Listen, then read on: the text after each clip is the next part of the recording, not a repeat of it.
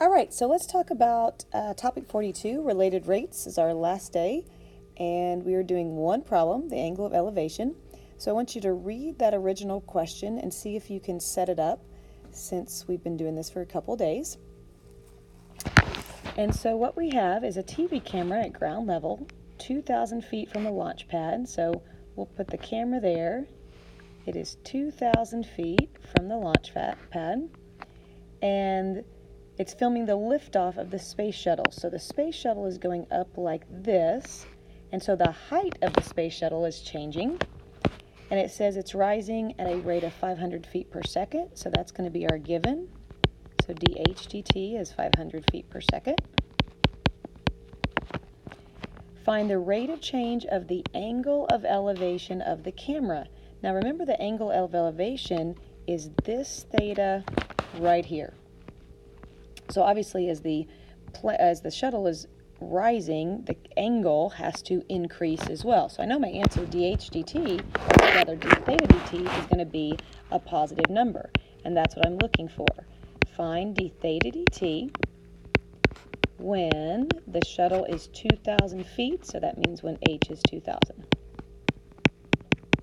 So there is my given. Now looking at those three things, what is the relating equation? And you have to have some trig in there. So tangent of theta is equal to h over 2,000. So let's take the derivative, because I can't fill in for that yet. I have to take the derivative first with respect to t. So the derivative of tangent is secant squared of theta d theta dt. Now on the right side, remember, make your life easy. That really is 1 over 2,000 h. That's the same thing. So that derivative is 1 over 2,000 dH dt. I don't want to do the quotient rule because that would waste too much time. It would give me the right answer, but I can do the derivative much faster. And so I'm actually going to solve for d theta dt. I would have the 1 over 2,000. I'd have dH dt.